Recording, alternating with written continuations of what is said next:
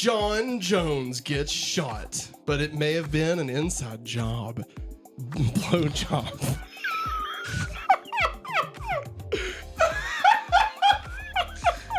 What's gonna be great is I'm cutting out all the Game Boy stuff, so that's how it's gonna start. Well, I went very quietly before you started. I went. Jones. Clark goes undercover in the Metropolis PD, expecting a simple bad cop case, but the deeper he gets, That's what she said. the more he realizes this isn't about a vigilante versus the law. It's about who you trust when the people with the badge stop protecting anyone. Hello, everybody. I'm Matt. And I'm Maggie. And we are hopefully awesome. That's right. A positive place on the internet where we nerd out about all the geeky things we love. And today's geeky thing is somebody Smallville.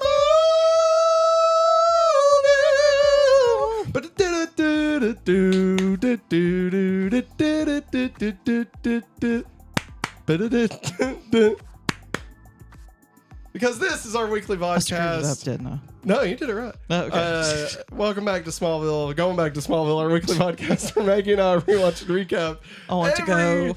episode of Smallville, week by week, episode by episode. We are currently halfway through season 8, and ladies and gentlemen, this is, I'm gonna go ahead and say, the best season so far.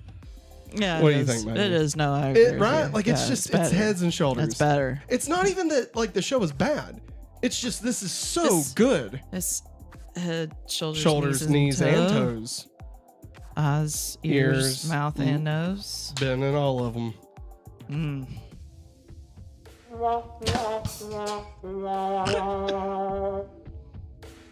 We're going back to Smallville. I'm like, should I say anything? Nah. I don't know.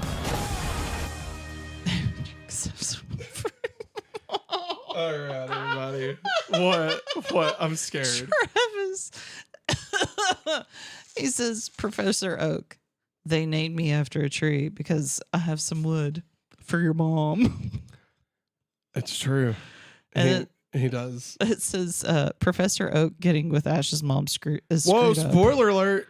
Spoiler Considering alert. Ash technically met Oak when he was a kid Spoiler alert. due to time travel Spoilers. shenanigans. We haven't got to watch it yet, Travis. Shit. I'm joking. I mean, we've I not was supposed to watched say it's weird. we've not watched Pokemon forever.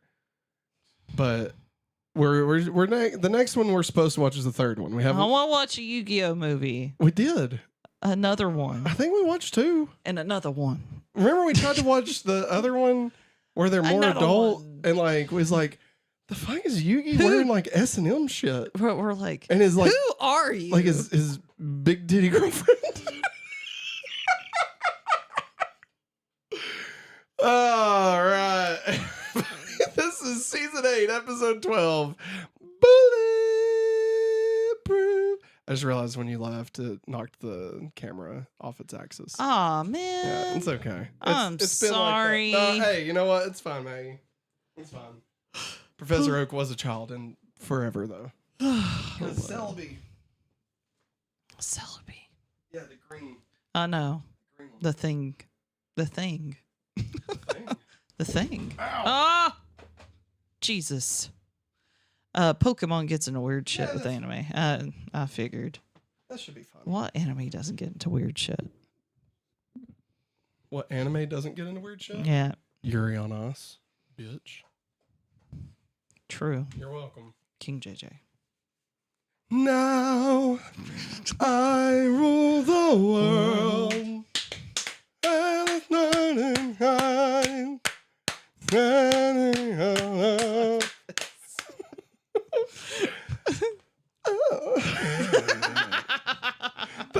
The other guy. I'm so sexy. See?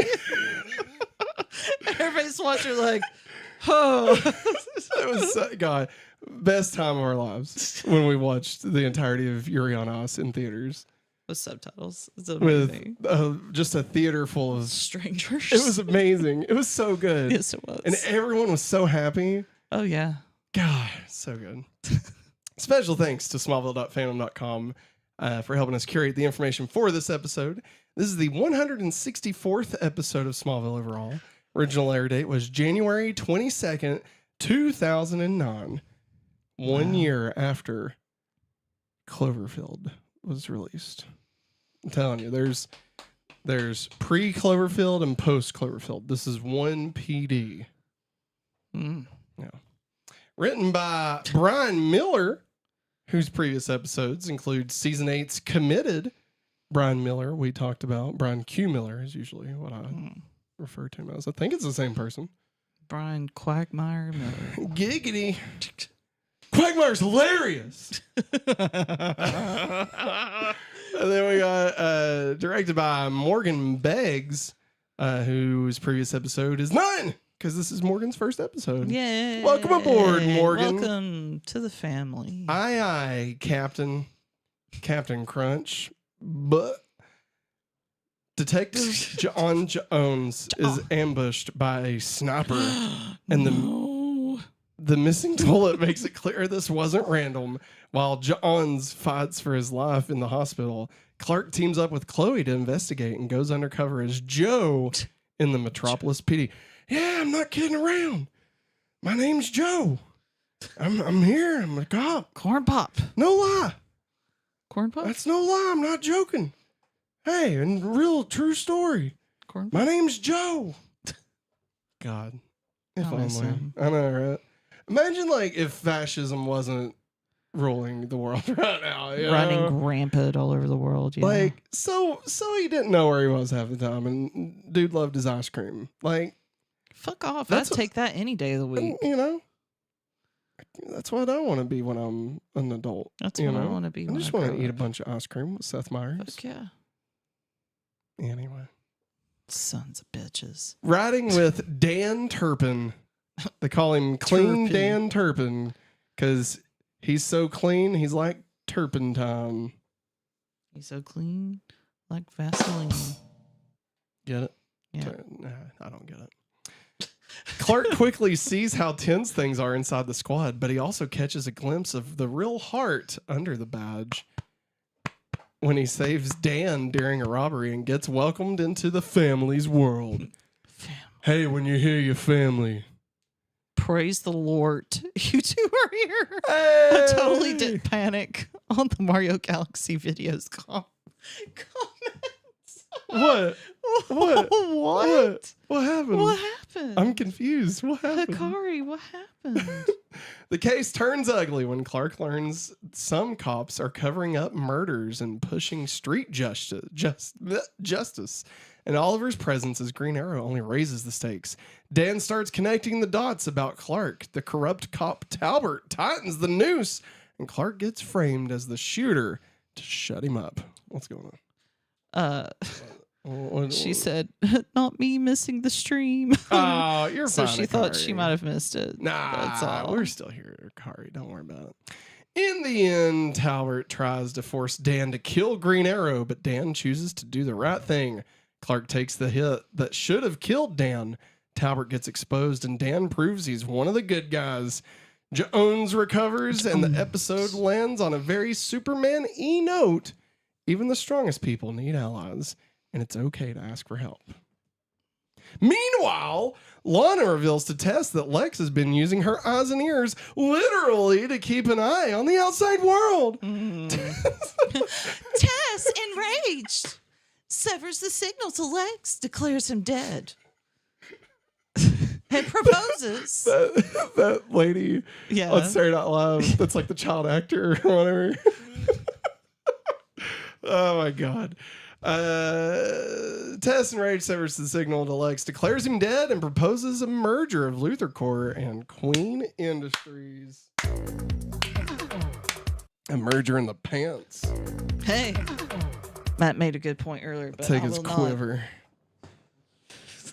Like to shoot that arrow. I won't repeat the thing that you said while I was watching the show. About now, the functional brother. What, that Lex fucked Oliver? Well, or that Lex got fucked by Oliver. Yeah. I mean, if Lex is seeing everything And Tess hearing. is seeing, yeah, then I mean, he knows what it's like to fuck Oliver Queen. What, like, I feel like that's the ultimate revenge. Yeah. You know? Yeah. That like not only did he fuck Tess, but like he also like Gave it to him. fucked Lex at the same time, you know? Like it's revenge. Imagine if Lex's like Darth Vader like setup Yeah. was also like a 4D experience, you know? Like Oh no. what was it? It was Kevin on Kind of Funny watched some movie in 4X and like it was like I think Vin Diesel had sex with somebody and like the bed like the chair and he's like I feel uncomfortable. Oh my god. It's great. It's so funny. Oh, also Clark and Lana kissed. This is season 8, episode 12. Bulletproof. Boo. Maggie, what do we think about this episode of Smallville? I don't want Lana. I don't want her. I don't want her here. Good for her. She's being a secret spy and shit. Trying to shut down Lex. Secret squirrel. Secret squirrel. Squirrel? Secret spy. Monty Mole. Montana Mole. Oh no. Oh. Oh, little buddy. Sorry, Little guys. Crying. I'm gonna go. What are we gonna do? Okay. What do you want me to do? Do you want me to continue the show or continue it? All right, everybody, we're going solo. Riding solo. You just come back when you want. Well, tell me this much. Did you like the episode? Maggie liked it. And you told me you were happy about Lana. I'm pretty sure you told me you were happy about it. That you said you preferred Lana to Lois. Just trying to get a rise out of me. And our daughter's going to wake up. All right, go on. All right, everybody. There was one episode where the guy uses kryptonite to race cars. Pete get into a car accident and end up in a coma that made him cyborg later. Travis, listen, I appreciate you. Do not bring your pro Pete propaganda into this show, okay? Pete sucked. All right, Pete the boss Ross, more like Pete the snooze lose. Fucking nailed it. All right, so what do we think about this episode, Maggie? What'd you think? He didn't really like that he was Lana was there and they kissed. Yeah, I'll be honest. Here's the deal. I am definitely on a Lois and Clark train. I have been since season 4, obviously. I mean, I've been on there since before she even showed up on the show, if we're being totally honest. Erica Durance is fantastic. I want Lois and Clark to get together. Okay? Look at them. Look at them. Beautiful. Right? But, I mean, here's the thing, though. I don't want to be like, you know, I don't want to be anyway, but like, I kind of maybe liked the whole Lana Clark thing that's happening right now. In all seriousness, no, I actually kind of dig it. Like, you know, they ruined Lana for so long. Earlier seasons, season 6, season 7. And so like getting to have her come back, to have her own story. Obviously, we all know where it's headed. Maggie not aware of where it's headed. And I appreciate that they took the time to kind of give Lana a proper ending. Like, she's one of the main cast, you know? Like, she's been there since day one. I'm glad that they were able to bring her back for, 5 more episodes or whatever and really give her like a good ending. And like, lest we forget people, Lana and Clark were like the driving force of the show for the first, I don't know, 4 seasons. Like before they really wanted to be a Superman show, they were like, oh, well, we'll make it about the love triangles. We'll make it about like the high school love. Like they were the, Pacey and Dawson and Joey, like they were the Rachel and Ross. They were the whatever, Kelly and Zach, right? They were the TK and Kari, you know? And like, I don't know, it's nice that, like, here's the thing. It's so complicated. Cause like if they were real people, I wouldn't like it. But like, I love Clark and I want him to be happy. And he always wanted to be with Lana. And like, you know, it never really worked out. And it's just kind of nice to see him get to be happy for a minute, you know? And like just kiss the girl and like she's happy, and like for just a moment they can just pretend like everything's gonna be okay and like the real world doesn't exist. And I don't know, there's something nice about that, you know? I mean, sure, it's Lana. And yes, at the end of the day, I do want him with Lois because she's better in every facet of the show. She's better. But like, I don't know. I love Clark so much. I just want him to be happy. And it's like he's just always getting fucked over, you know? And it's like finally, at least one time he gets to you know, find some happiness with the girl of his dreams, so to speak. So I don't know. It was nice. It was nice seeing that brief moment. Again, knowing where it goes, I feel like it's a more satisfying ending than the way that they left it at the end of season 7.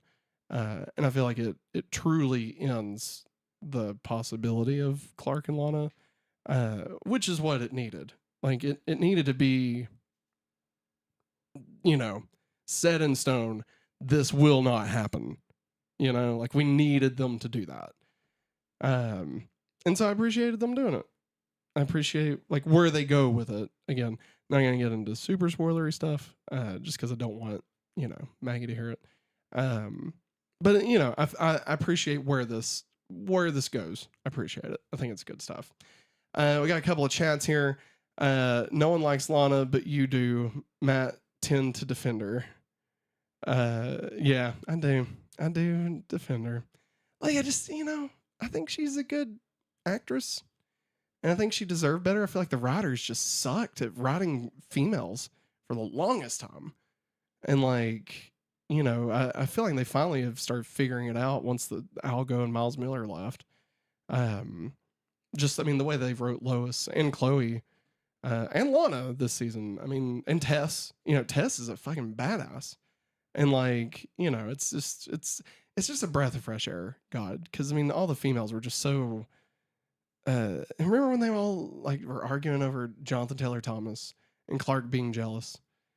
It's like it's such bullshit, you know. It's just nice. It's nice to see like a real woman. I'm so sleepy. Travis says, better yet, they should have had Lana walk out into the road during the kryptonite car race and proven even humans can fly. Fancy way of saying she gets killed off.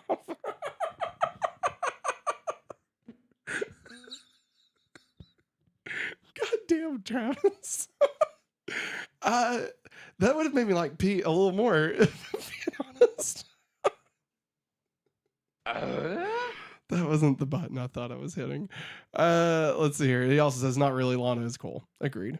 Matt ZR says, the Clois history always gets heated. Agreed. They're just so good.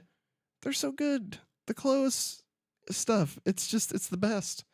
I love the Clark and Lois. Like they've been so good ever since they started. And I mean, this season they've really let Lois actually be a person. I can't wait for us to fucking get her back. She hasn't been there. She wasn't in the last episode. She wasn't in this episode. Like, good God, give us some more Lois. Shit. As far as the rest of the episode, Clark being an undercover police officer, it was good. At first I thought they were doing like The Departed. You know, I thought this was going to be like another one of their movie episodes where they just redo the plot of a movie. I feel like it was probably closer like Training Day than The Departed. But honestly, like coming out of Legion, which was so awesome, just from a comic book standpoint of like, we're leaning hard into the comic book aspects of the show. We're owning the fact this is a Superman show and we're not, you know, ashamed of it anymore. To go from that episode, you know, and I'm on cloud 9 to this episode, which is a much more grounded, not really trying to be a Superman show, like not trying to not be one, but like, you know, it's telling its own story. Granted, you know, Dan is a comic character for sure. But you know, it's just a cop mystery, you know? And like that's awesome. Like this was still a fantastic episode. I remembered actually watching this when it first aired after Legion and thinking how great this show has gotten, that we could go from something on the level of Legion to something that in previous years probably wouldn't have been as good of an episode. And like just totally nailed it. Like I was just as excited finishing this episode as I was when I finished Legion. Just for totally different reasons, you know. So yeah, I thought it was a great episode. The whole Tess thing is just so fucked up. And especially like, again, I have to be careful here, but I can be a little more open. When you consider what we find out about Tess, it's really fucked up. Like kind of like just really fucked up, you know. I'm gonna leave it at that, just in case. I started looking around. I was trying to see if Maggie took her phone with her, and if there's a chance that she's watching the stream. I doubt she is. I doubt she'd be watching it while trying to take care of Henry. Lex is fucked up though. That is true. That is very true. Kristen is a good actress, so it was worth the writing. It was the writing. Yeah, no, 100%. 100%. Travis says it may be a waste, but imagine Alan Ritchson enters the DCU and he's playing Aquaman again. That would be sick.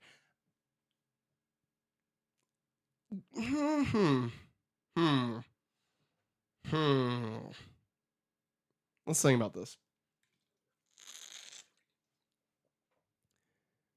Yeah, probably. He's probably my least favorite superhero that is on Smallville. And not because of him per se. And he's a much better actor now. Not that he was a bad actor then, but like, you know, he's gotten better with age for sure. I don't know. I just don't know. I don't know if I'd want to have Smallville tied into the DCU like that. Obviously he could be a different version of Aquaman that just so happens to be the same guy playing the character, but it's not the exact same universe, because obviously that's Superman and this Superman is not the same Superman. I don't know. I feel like he could do something else though. Like imagine if he was like, you know, he did Hawk and Dove. You know, I guess he was Hawk. I thought he did a really good job as that. Granted, I only saw like 2 episodes of Titans with him in it.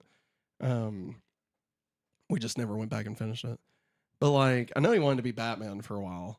I would have been okay with that. I still think you get fucking Jensen Ackles to be Batman.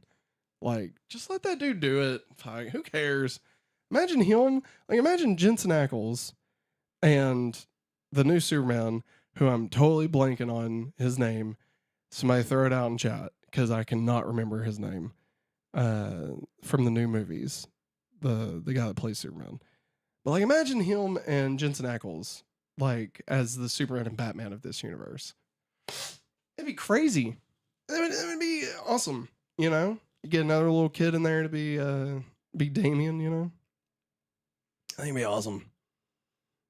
Jensen was Batman, I think. He was. He voiced him in the Tomorrowverse. So he was the Long Halloween, Batman Long Halloween, and he was also in the Crisis on Infinite Earths trilogy. He's probably in a few other things also, but he was really good. He has the voice. He has the voice for it. David Cornsweat. God damn. I was about to lose my super card for that. I think I'm going to go ahead and go into the next segment. Matt Ziar says, David Cornsweat. Thank you, sir. It looks like Maggie's trying to put Henry down, but Henry also still looks awake. And it looks like she might be talking to Viv. So I'm just going to go into the next segment with War What is it good for? What is it good for? Absolutely nothing. Say it again. Hikari in chat says that's a name to remember for sure. Hey, you should also Supergirl's name. Hallie. Oh, never mind. I can't remember it. Oh, the door's wide open. Oh boy, I'm worried. I'm concerned. Let's see here. Travis in chat says, my poorly thought out pitch is start the DCU with Batman's back already broken. Bruce is around, but we don't see him. Reveal Alan Richardson is Azrael Batman, his replacement. Oh. Didn't Azrael end up being a bad guy? I personally would like to have Dick Grayson. I thought that run of Dick Grayson and the boy, Damian Wayne, as Batman and Robin. I thought that was really fun. And like have Tim Drake be Red Robin. I'm sorry. How the Big Bad Plot has progressed this week. Lana uncovers more information about Project Prometheus and reveals to Tess that she knows Lex is still alive. Lana later reveals to Tess that Lex is using her and had her implanted with nanotech surveillance equipment. Tess then turns on Lex and begins dismantling Luthor Core. Good for you. It was Millie Alcock. Thank you, Matt ZR. Thank you. I appreciate that. Good job, Tess. Wear him down. Take him down. Take him to downtown. Downtown Brown. Downtown. Where everybody knows your name. I keep thinking Maggie's. There she is. Hey. Okay. Do you want to, after that, do you want to just bring him in here? Okay. We can try it. We'll see how it goes. If not, we do have his Mario toys, so he could always. We'll have to hold him. Yeah. Okay. Hey, you guys might get to see Henry. He needs a haircut, according to Matt ZR. Watching you. How Clark and Lois have progressed this week. Lois Lane does not appear in this episode. Boo! Yeah, it's bullshit. I've already talked about Lois, but like, when the fuck are we gonna get her back? You know, I'm sure she's probably in the next episode or the episode after. I mean, she'll be back. It's just, God, you know, I miss her. She's great. She's the best. Chloe does bring up Clark's possible interest in Lois and warns him not to let the Lana triangle get Lois hurt. Later on, in continuity, I bring up something about how Lois had a similar conversation with Clark about Chloe getting hurt. I just thought that was cool. I'll mention it later, but thought that was cool. Want to mention it there. How Clark and Lana have progressed this week. Lana hangs out with Clark while he's doing his reporting earlier in the episode. Clark asks Lana why she's still hanging out in Smallville, and she says that it's harder to leave than she thought it would be. Clark talks to Dan about his wife and son and how he's able to put himself in danger with them around, and Dan explains that they're the reason he does what he does every day. He then asks Clark if he has anyone like that in his life. Clark then goes to the Talon and finds Lana making coffee. Clark confesses he still loves Lana to an extent. I tried to find the actual thing that he said, like the actual little spiel he said. I couldn't find it, and I was like, I'm not gonna rewatch the scene. I'll just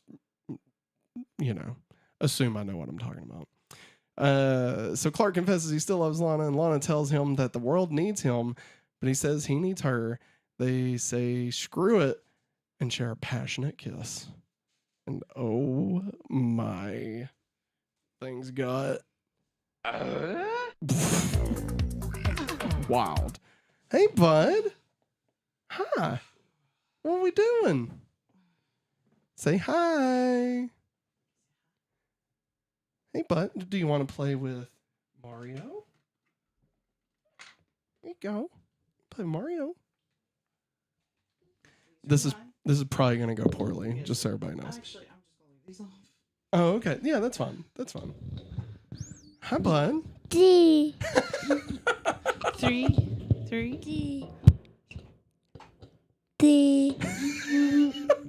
Good job, buddy. Good job, buddy. Good job. Hi. Oh, sorry. I didn't mean to move the chair. Oh, you're fine. You're fine. No worries. I think you're good. I love it. This is either going to go poorly or it's going to be fun. Here you go. You want that one? There you go, bud. You can have Yoshi. Yeah. Yeah. Oh, he's excited that he can see himself on the Yes. TV. He's like, I'll try and keep it in the wide so that he can keep seeing himself. Maybe that'll keep him entertained. yeah. I love it. I love you. I love you, little dude. Yeah. Do you want the rest of them?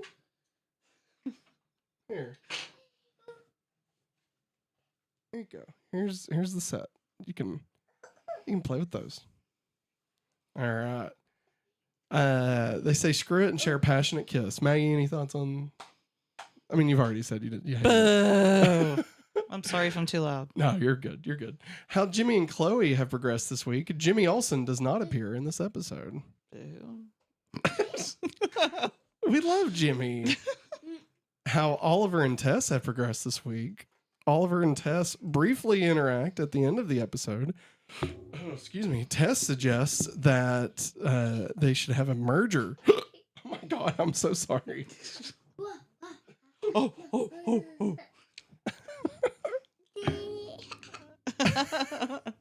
Tess suggests a merger with Luther Core and Queen Industries, or possibly a merger of their bodies. Bow chicka wow wow. If you know what I'm saying. Wow. What? That was actually Oh, the prompter? Yeah. I wrote it in there so I wouldn't forget. Because it's a hilarious joke, Maggie. Yes, it is. Bow chicka wow wow. Love that he keeps cracking himself up with it. Yeah. Let's get into continuity, baby. Carry on my wayward son.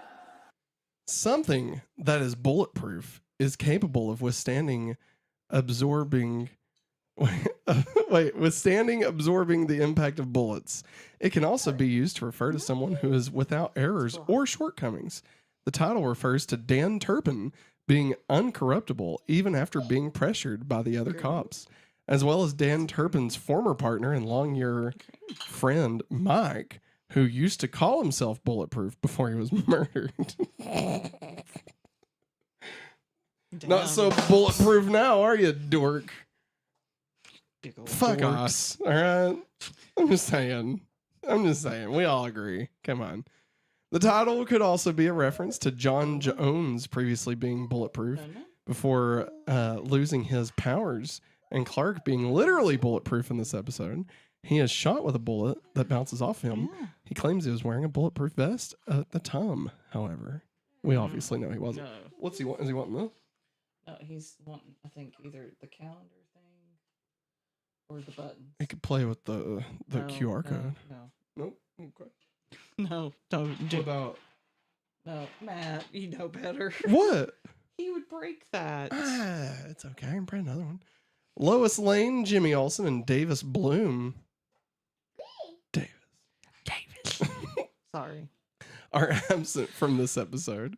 Oliver Queen confirms that Martian Manhunter is now a part of his Justice crew. I mean, I thought about calling them the Justice Gang, but I was like, I mean, that's not it. No. And they're not the Justice League yet.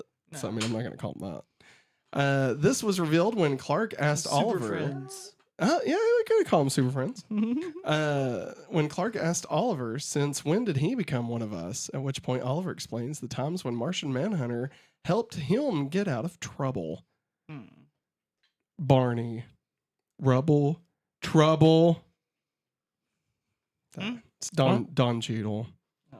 from Ocean's 11. Wow. You're welcome. What a callback. When Clark goes undercover as a police officer, his alias is Joe Fordman. This could be two references. The first could be to Whitney Fordman, Lana's boyfriend from season 1. And the second one, hey, come on. Screw wow. He died for our country. Not so bulletproof now, are you, dork? That's what we call a callback. Nailed it. Fucking nailed it. The second reference. No. The second reference No. could be a reference to Jor-El's Earth name, Joe, as was seen in season 3's Relic. Just call me Joe. Just call me Joe. I miss Joe. No, from the Mel. You've got Mel. The thing, the Mel. The Mel. You've got Mel. Nailed it. Man, my eyes is like. He's going What? What? Travis says Henry has no idea. He's the Harry Osborn to Matt's Norman, who's going to inherit his father's empire, becoming the head of hopefully Oscorp. Yes.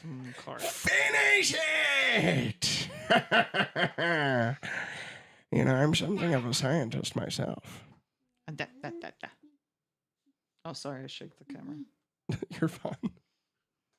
What are you doing? I'm just enjoying watching him. Oh, they love each other. He does make them like hug or kiss. It's funny. It is sweet.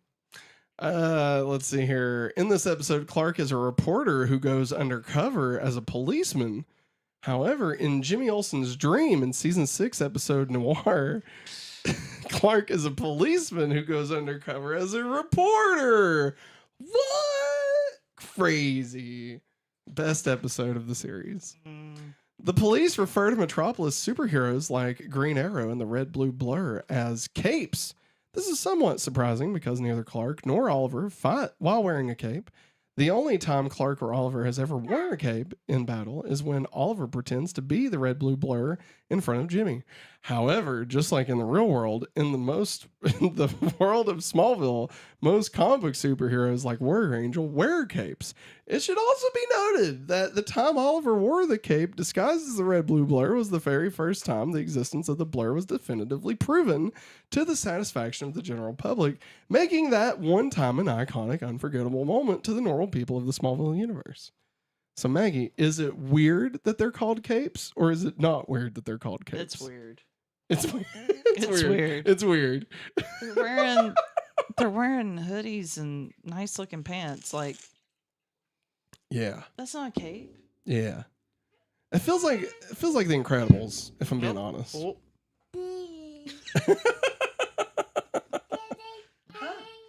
Oh. What is that? Is that Clark? Is that Clark? Is that Lois? Oh boy. Did she come out? Yep. Oh, great. This is a family affair now. This is awesome. Hey, Vivo. What are you doing, Viv? What you doing? You're not tired. But you were asleep.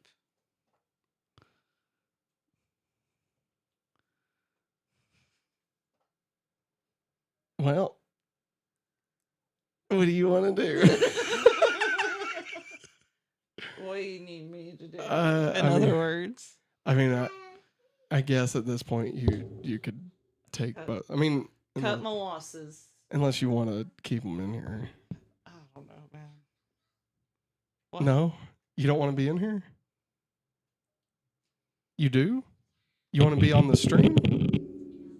No, you just want to. Oh, okay. You can hang out in there.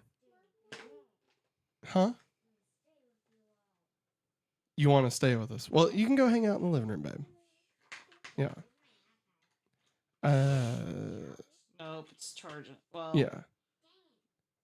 You can get Yeah, it. you can get it, babe. It's just right there. You can get it. It's just right at the end of the hall. You got it. You got it. It's a literal family show, except for Lucy. Lucy knows better. Maziar. It's the Hopefully Awesome Smallville podcast, guest starring Super Henry. Aw.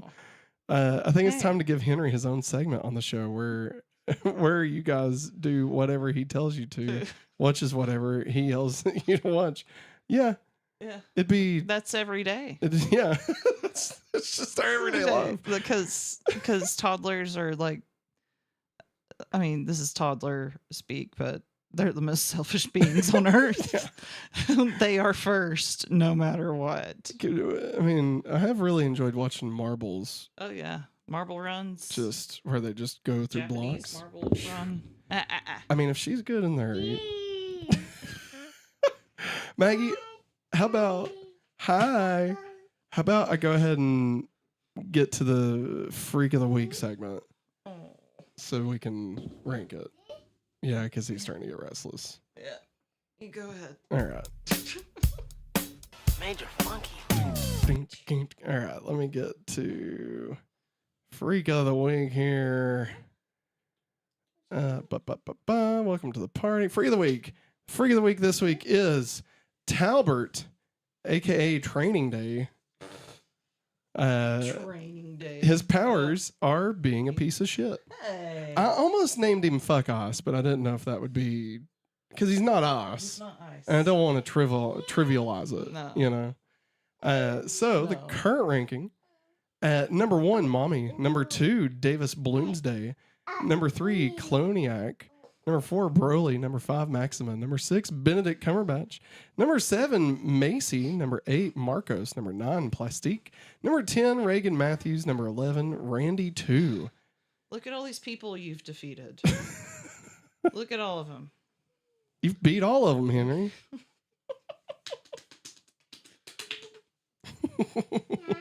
Hi. Here, why don't you let me hold it while you think this through? Come here, bud. Come here. What are you doing? Okay. Let's see. Well, he's definitely a low tier. Mm-hmm. Um, I'm almost thinking last. like dead, like Randy, but like lower than Randy too. Yeah. I would. Okay. I'm not ready to say that he's like the worst of the season. He might be, Yeah. but like I'm not ready to like label him the worst of the season. Oh, okay. Like how we sometimes do that. Yes. Yes. But I think it would be just, be just as good to just put him last for right now. What's fun? Where do you think? Where do you think we should put him, Henry? What do you think? 2, 2, 1. 3,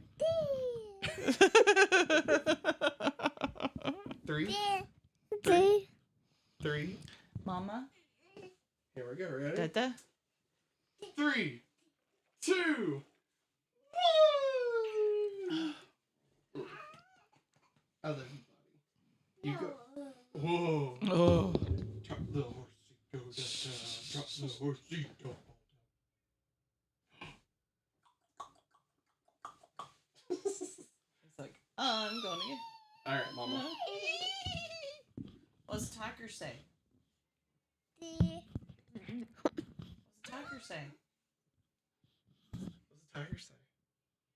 What's the puppy say? 3. Well, I figured I'd let you get up. Oh, go check on her. Or, I mean, I figured you were leaving. oh yes. I'm Yeah. sorry. Good It's God. okay. I'm exhausted. You're fine, honey. No worries. Let me pull my hair back. Say thanks for watching. We're not ending. I'm just letting him say stuff. All right, buddy. You be good. Go have fun with Mama. Do you want your Mario? Here you go. They might stay on there. All right, your new number 12. Love you, Maggie. Love you, Henry. Y'all be good. Bye. All right. That's it. Your new number 12 is that guy. I already forgot what we call him. Training Day. Now let's get back to continuity. I'm going to hit the button. Carry on my wayward son. All right. Let's see. Okay, the police refer to him as Capes. We covered that part. Okay, this is the second time that Lex Luthor has been declared dead and his obituary published in a newspaper. The first time it happened was in the season 3 premiere, Exile. Chloe's response to the Clark-Lana love triangle is very similar to Lois telling Clark in season 4's episode Devoted that, quote, if you break my cousin's heart, I'll come back and break your legs. Chloe says that the third point in the love triangle always hurts, and she hopes Clark doesn't slam Lois in the door of his need for closure. Yeah. I thought that was cool, though. The Chloe and Lois both had each other's backs. I like when they play up the fact that they're cousins. Like, it doesn't happen all the time, but I like that. Clark catches a bullet meant for Dan Turpin. This is the 7th time Clark has caught a bullet that was shot by someone else with his bare hands. He caught the bullets that Edge's clown fired. I guess that's Morgan Edge.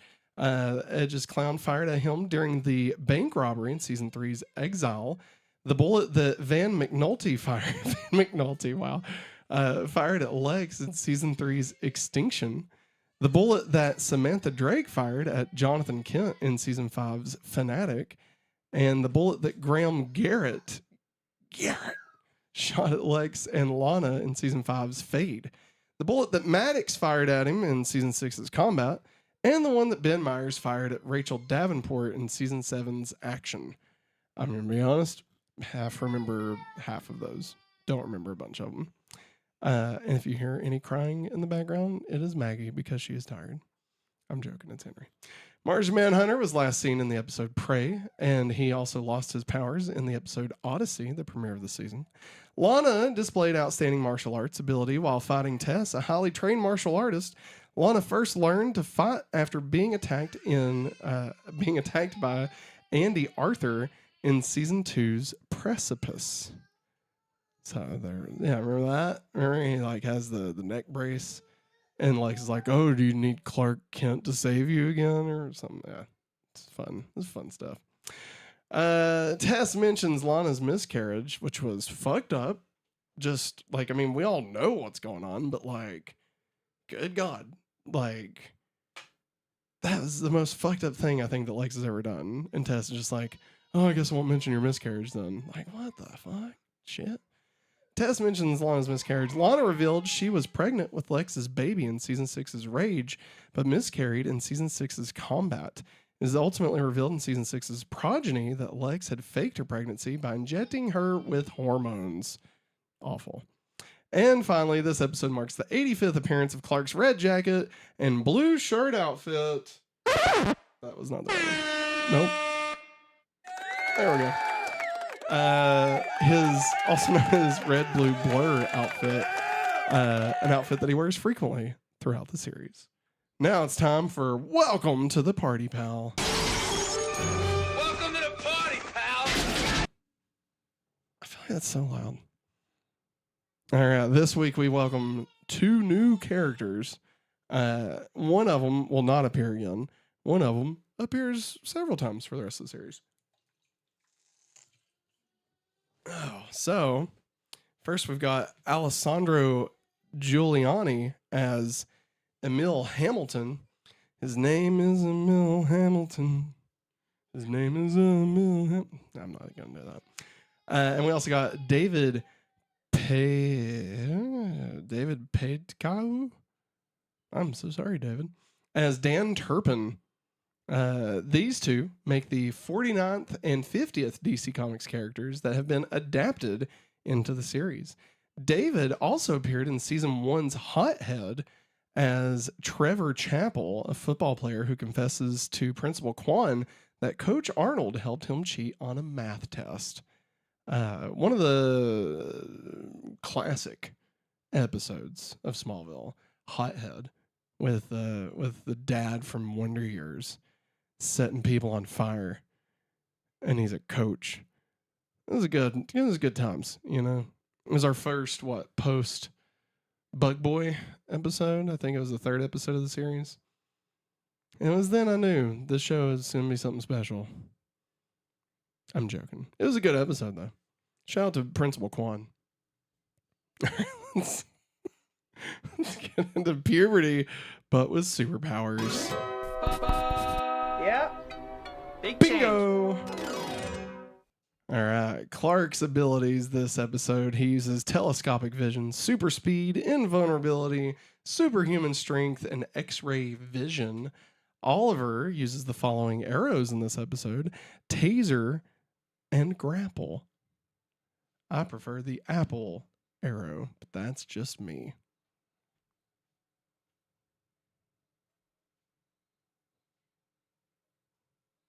No flats, no tuts. No tights, no flights? What's up with that? All right. No flats, no tuts. Do they break the rule this week? Maggie, do they break the rule?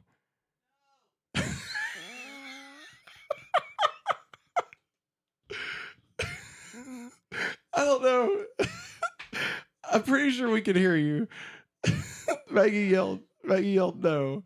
That was great. I even cut away to your angle. That was awesome. You're the best. Let's see here. Maggie says no. I do have down that Oliver wore his Green Arrow outfit, which is considered a tot. So, I mean, I'm just saying. Now it's time for That's Just Prime. Well, that's just prime. Down.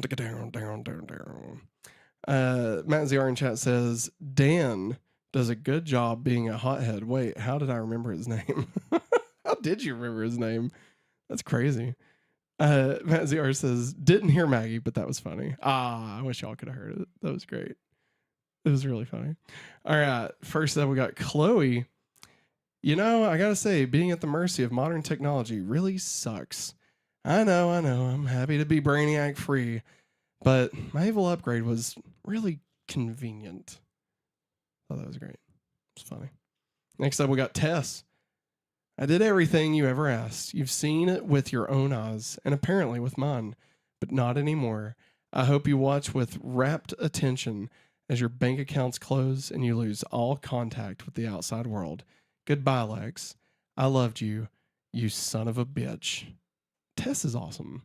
Tess is like just a fucking badass, you know? She's great. Next, we got Tess and Oliver. I'd like to discuss a merger. A merger? What kind of merger? Any kind you want, baby. Next, we got Clark and Lana. If I squint just right, it's like we're 14 again. You say that like it's a good thing. What's up? I couldn't sleep. So you came to a coffee shop? Not your best plan, Mr. Kent. What's up? All right. Matt Zar in chat says, Tess is one of the better characters. I agree. She's just totally owned it from like day one. She's coming into a role very hard to take on. Like, you've lost your main antagonist of the series that was beloved by fans. Michael Rosenbaum, and also Lex Luthor in a Superman story, for God's sakes. And like, she has to come in as a complete unknown new character to an extent, and be able to just step right in. And she nailed it. She's been awesome since day one. One of the better additions they added this season, if I'm being honest. Also, I would put like Clark's clothes not being flannel is like the best thing they did this season. And then Tess would be right under that. Oh, wait, but what about adding Oliver as a main character? That was another really, really good choice. Yes. Give roses to everybody. They did a great job. DCU references. Part of a bigger universe. You just don't. You become part of a bigger universe. You just don't know it yet. Fury out! Clark goes undercover as Joe Fordman, a cop transferring from Coast City.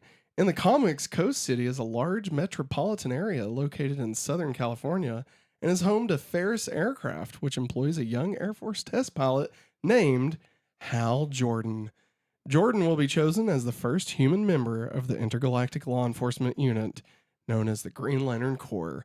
Coast City would also go on to be destroyed by Cyborg Superman and Mongol in the Death of Superman story arc. This is also the event that leads to Hal Jordan going mad and turning into the evil Parallax, though it was actually his fear of the event that made him susceptible to being taken over by the fear entity Parallax, and not actually just going crazy and becoming parallax. He's more like a possession type thing. Even though technically that's a retcon, but don't worry about all that. Don't worry about all that. Matt Zinger said, remember Fury out. Matt remembered. That's right, Matt. Us Matt's got to watch each other's backs. I appreciate you. All right. Clark catching the bullet in the alley is reminiscent to a scene in Superman the movie in which Clark catches a bullet in the alley to save Lois Lane. As we was watching it, that put a huge smile on my face. Like, I just totally forgot that happens in this episode. And immediately I thought of the Superman the movie. This is such a great call out, When Lana is uploading the files from Tess's computer, the monitors show what seems like a model of the green and purple war suit Lex Luthor uses in the comics. Let me see. I meant to make a slide of this, and I don't think I did, but I know I saved the picture, so I can at least pull this picture up and show you guys. Maybe I didn't save it. I thought I saved it. Yeah, no, here it is. Here it is. So if y'all can, it's kind of outfit, which also looks like this is what they're referencing. So as that popped up, I even rewound it. I was like, holy shit, was that the suit that like Lex wears? Are we gonna get this suit in Man of Tomorrow? That'd be rad. Like, we've never gotten that. I don't think. We may have got, I mean, they may have done like Superman and Lois or something, which I've not watched.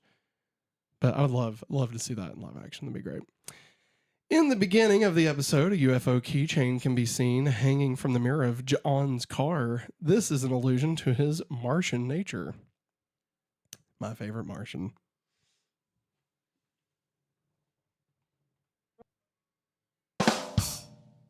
Nailed it. Now it's time for a brief history of Dan Turpin.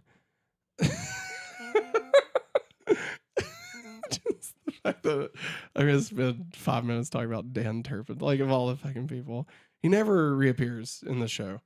He shows up in the comics, season 11, but this is the only time we see him. But sure, if I could, why not? Dan Turpin first appeared in New Gods issue number 5 from November 1971. He was created by the legendary comics writer Jack Kirby. I was not aware of that when I first looked into this. Didn't realize Jack Kirby created Dan Turpin. That's such a weird thing. There's also another Jack Kirby inspired piece of info here in a second that I love. Turpin is a supporting character of Superman and a member of the Metropolis Police. He later becomes the Lieutenant Inspector of the Metropolis Special Crimes Unit, which is really more how I remember him. In other media, Dan Turpin appears in Superman, the animated series. This is where I mainly saw Dan Turpin. So when it turned out he was in this episode, I was like, oh, hey, shit, that's the dude from the cartoon. That's awesome. This version is the leader of the Metropolis Special Crimes Unit, and his appearance is physically modeled after Jack Kirby, which is awesome. Just such a great little addition for that show to do, to actually make him look like Jack Kirby. I love that. I thought that was great. I would love to, I wouldn't necessarily want to do the whole series of Superman the Animated Series as like a podcast, but it would be really fun to just go back and rewatch all of it. Again, I wouldn't necessarily want to do like episode by episode, but I don't know. There's so many good bits in it, Of course, I'd rather do Power Rangers before I do any of that. So, in his most notable appearances in the 2-part episode Apocalypse Now, this is Superman the Animated Series, by the way, Turpin is killed by Darkseid during an attack on Earth, which was shocking at the time. Hey, we got Geraldo, I believe I'm pronouncing that right, in the chat. Let me see if I can get this comment translated here. Here we go. Maybe.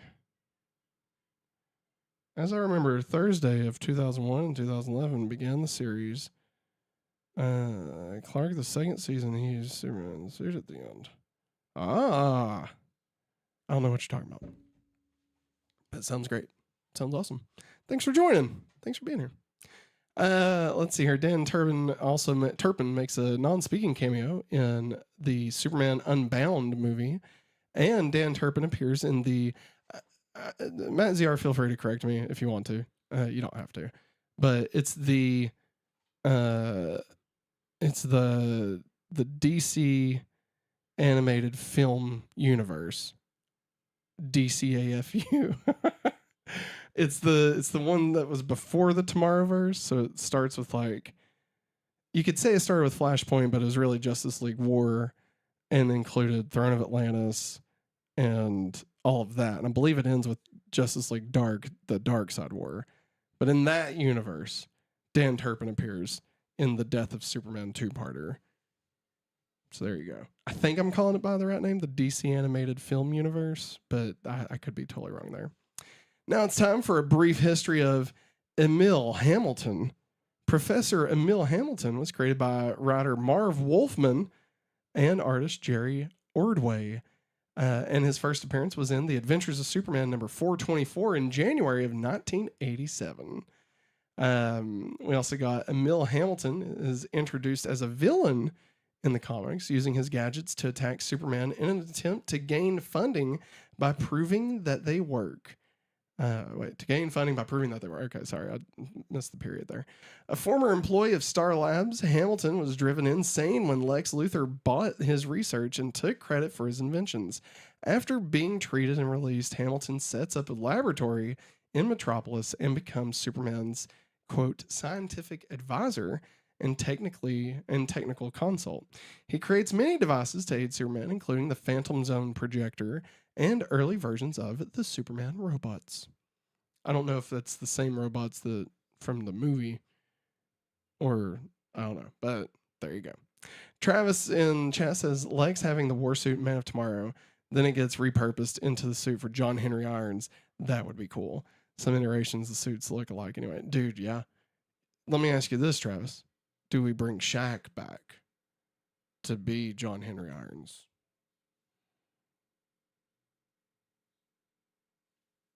I'm just saying. Ooh, what if we got guy played Luke Cage to be John Henry Irons?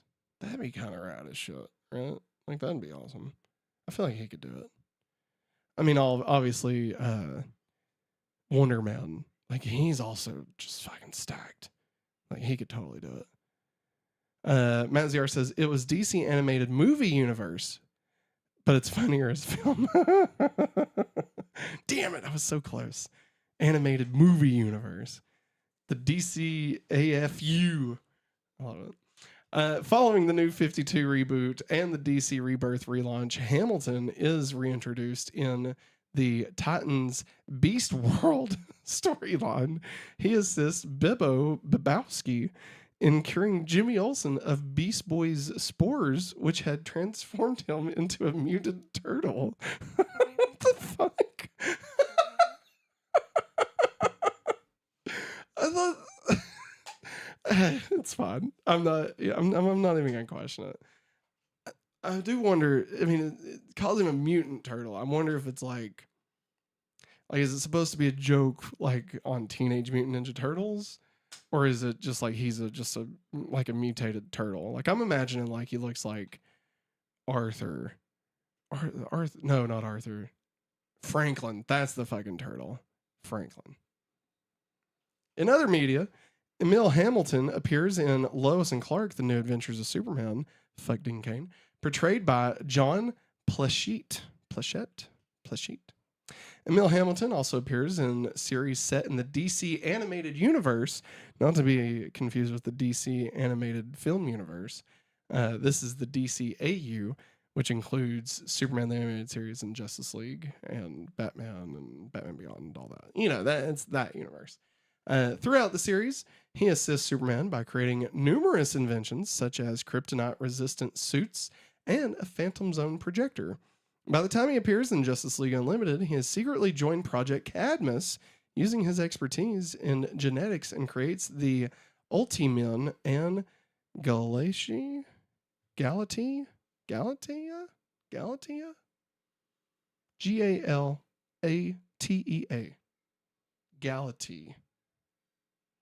Okay. So he goes bad. He's bad. It's weird. I never knew Hamilton went bad. Stephen Hamilton, also known as Jitters 2 for classic viewers of going back to Smallville, appears in the first and second season of Smallville, portrayed by Joe Morton, an expert in mineralogy and meteors. He is hired by Lex Luthor to study the effects of kryptonite, only to later die from overexposure to it. That's what happens. Jitters 2. Look it up. It's great. A gender-bent incarnation of Emil Hamilton named Amelia Hamilton appears in Supergirl, portrayed by Sarah Robson. She is a member of the Department of Extranormal Operations, the DEO. I think I remember that, but I don't think I ever put two and two together that they were the same person. Yeah. I don't think I'm pretty sure I vaguely remember seeing this character. She didn't date Alex, did she? Did that happen? I may be thinking of somebody else. Emil Hamilton also appears in the film Man of Steel, portrayed by Richard Schiff, who was Toby on The West Wing, Toby Ziegler. This version is a DARPA scientific advisor for the U.S. military under General Swanwick.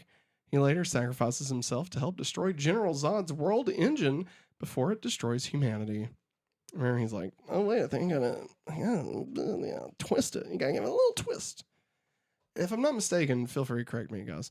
I believe the actor that plays Emil Hamilton in Smallville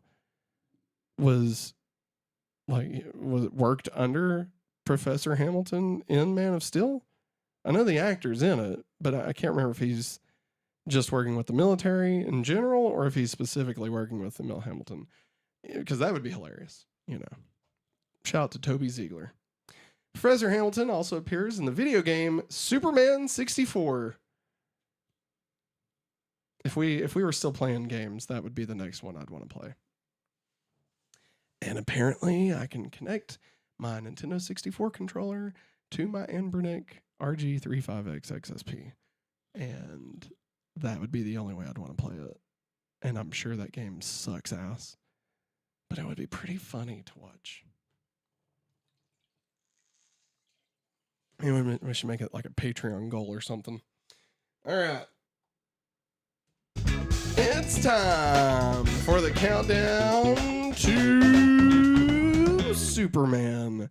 15 weeks until Supergirl hits theaters on June 26, 2026. Wow, only 15 weeks. It's like, it's so close now.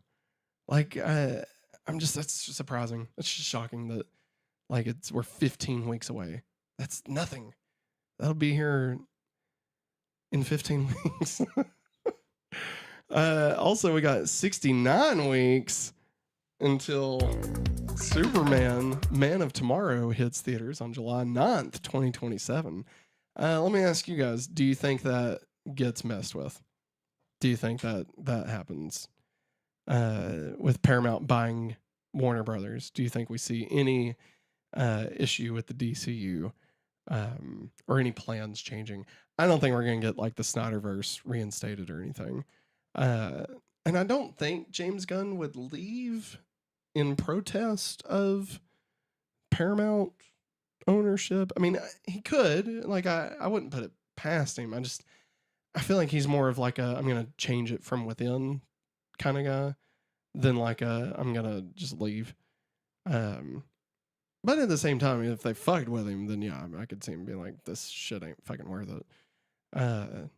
But yeah, I'm curious what y'all think. If it'll affect anything. If we're still gonna get Superman Man of Tomorrow next year, or if, you know, the DCU plans are gonna be scrapped yet again and have to reboot it again. I mean, at that point, you know, let's just cut our losses. Just sell DC to somebody at that point. You know, like Paramount doesn't want it. They don't want that. You know. Just sell it. Sell just DC to Apple. or Netflix. Fuck it. At that point, you know, just the DC stuff. And have you know, Batman and Superman and all that. You know, they don't want it. They've got other fish to fry. You know, I don't know. We'll see. We'll see what happens. Next time on Smallville. Next time, Gadget. Next time. Oh, I cut it off short. Sorry. Next time on Smallville. Season 8, episode 13. I've got the power. Power. That's the name of the episode. Matt ZR in chat. I feel like that's super long. Turn it down a little bit. Guess they wanted to do a Ninja Turtle, Matt ZR says. That's great. Just for tonight's next time, we have a cast directorial debut with Power. Oh, who directs it? I'm so sorry. Is it Chloe? Does Chloe direct it? Not that it has anything to do with Chloe. I feel like I remember hearing that she directed one, but I can't remember if it happened this early. I'm trying to think, because I know Tom Welling's already directed. First time we see Allison Mack, aka Chloe. Yeah, right on. I'm surprised I pulled that from somewhere and was able to remember it. I don't know how I remember that. That's it, everybody. We're done. We're donezo. It has been the longest of days. And yeah, thanks for sticking it out. Thanks for hanging out with me while I ran through this podcast. You know, we do what we do. And we just be pooping. You know how we do. I don't know what I'm talking about, y'all. I'm on 2 hours of sleep. We will be back again Thursday for certain. For certain, pending any, you know, ridiculousness. But we are kicking around the idea of trying to knock out Digimon tomorrow. So if you're watching us live, we may try and go live probably a little bit later, maybe like 8:30 or maybe even 9, to get the Digimon podcast out. So we'll see. We're gonna try that. Still working on the video. I actually haven't got to touch it the past couple of days. So hopefully I can get that finished up. I've had some stuff come up at work that's kind of taken some of my time away from being able to finish the edits and stuff. But when it comes out, I will make sure and tell everybody, and I will very much appreciate everybody watching it, giving me your thoughts, sharing it. Since it's a video and not a live stream, y'all, I don't know if anybody's hopped anything. I still can't figure out how to hop anything, but apparently you can hop a video. I don't know what the hell that does. I don't know. Travis Mitchell says, me thinking about actors James Gunn has worked with. I could see Chris Pratt doing Slade Wilson, being a villain into the Teen Titans. But also I think Freddie Prinze Jr. would be a great choice as Slade. That would be awesome. Like, holy shit, Travis, that's fantastic. Because he could be almost like a Star Wars character. Conan? Is his name Conan? It's not Conan. It's definitely not Conan. Just imagine, just Jedi Conan. Yeah, that would be awesome. Chris Pratt, I could see, like, you saying him like in a Teen Titans setting. I could see that working. I don't know if anybody would let him be Slade and not lose their fucking minds. I'm down. I liked Chris Pratt. I still do ish. Like I've not really paid attention to. I know there was like some talk that maybe he was kind of shitty, like just different, like a church he was affiliated with or something. I don't know. But I liked Chris Pratt in Parks and Rec. Andy is still like one of my favorite characters. Like, and I love Quill. And I really liked him as Garfield. I'm joking. That was the worst fucking movie of all time. Holy shit. It's terrible. Oh my God. Travis says, you can count on me to hype and share. Hey, I appreciate that, Travis. Maziar says, get some fucking sleep, you too. You know it. He also says, Alex Mack also... Alex Mack? Jesus, fuck. Oh my God. Alex Mack. Jesus. The Allison Mack directs an episode next season as well. Travis says Freddie has that insanity to him where he looks charming, but he could also be pissed. I'm doing this on purpose. Pissed all the time. Plus, he has that white hair. He'd be great. I think Coolsville sucks. I still think, and y'all can say I'm reaching here, all right? Just incorporate Scooby-Doo into the DCU and bring him back as Freddy and bring back Matthew Lillard as Shaggy. Just do it, you fucking cowards. All right? Just do it. Who cares? Who fucking cares? And Scooby could be in the DCU. Why not? Why not? He's... Motherfuckers met every superhero. He might as well be in the DCU, you know? Just do it. In the words of Nike, just do it. Matt has Alex Mack on the brain. All right, everybody. That's it. I'm calling it. I'm gonna go sleep. Get up. Do it all again tomorrow. Thanks for watching. Aw. Henry's crying again. Thanks for watching. Thanks for hanging out. We hope you all have a wonderful night. We love you all. And as always, have a hopefully awesome day. Goodbye.